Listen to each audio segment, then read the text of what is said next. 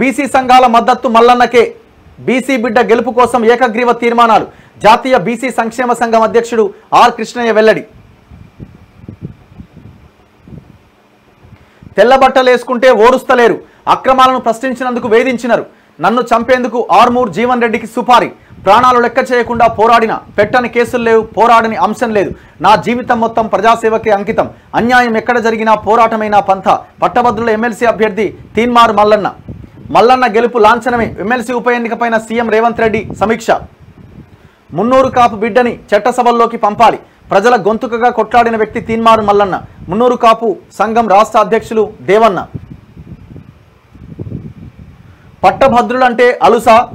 కేటీఆర్ నీ దొర అహంకారం మానుకోవా? తెలంగాణ యూనివర్సిటీలంటే చిన్న చూపెందుకు? విశ్వవిద్యాలయాలపైన చిన్న దొర చిల్లర మాటలు. ప్రత్యేక రాష్ట్ర ఉద్యమాన్ని నిలబెట్టిందే యూనివర్సిటీలు. అమెరికా బంకుల్లో పనిచేసి సంకనాకి నోడికి ఓయూ కేయూ జేఎన్టీయూల వాల్యూ ఏం తెలుసు? కేటీఆర్ పై భగ్గుమన్న విద్యార్థి లోకం.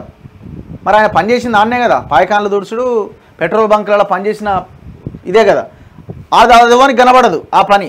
ఈడున్న యూనివర్సిటీలో చదువుకున్న పట్టభద్రులను మాత్రం అవమానిస్తున్నాడు పల్లి బఠాని పేరుతోని.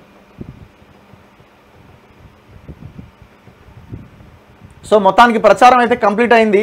పట్టభద్రుడు ఆత్మబంధువు మల్లన్న దొర పాలన పైన తీన్మార్ తనదైన శైలిలో పోరాటం చేశారు. మల్లన్నకు మొదటి ప్రాధాన్యత ఓటు వేయాలి. పంచాయతీరాజ్ శాఖ మంత్రి సీతక్క. సో నిన్న మల్లన్న కంప్లైంట్ చేసినట్టున్నాడు. వారిపై చర్యలు తీసుకోండి. కేటీఆర్ జగదీశ్వర్ రెడ్డిలపై తీన్మార్ మల్లన్న ఫిర్యాదు. సో తప్పుడు వీడియోలు సోషల్ మీడియాలో ప్రచారం చేయిస్తున్నారు నా మీద అని ఆయన నిన్న పోలీస్ స్టేషన్కి వెళ్ళి కంప్లైంట్ చేసిండు.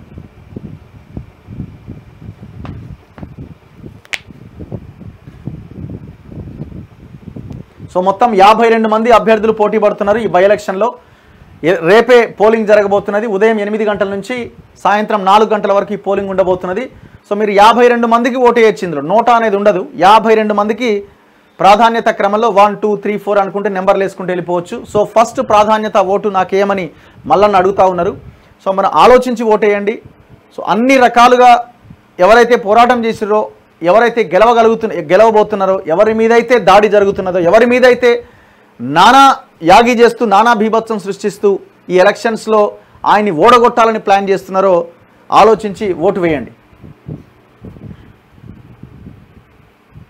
పోటీ చేస్తున్న దాంట్లో ఏకైక బీసీ తీన్మార్ మల్లన్న. సో ఇది కూడా మనం గుర్తుపెట్టుకోవాల్సిన అవసరం కనబడతా ఉన్నది. సరే మిగతా వాళ్ళు ఇండిపెండెంట్లు వాళ్ళు వీళ్ళు ఉన్నప్పటికీ సో పోటీలో ఉన్న బలమైన బీసీ తీన్మార్ మల్లన్న కనిపిస్తూ ఉన్నాడు.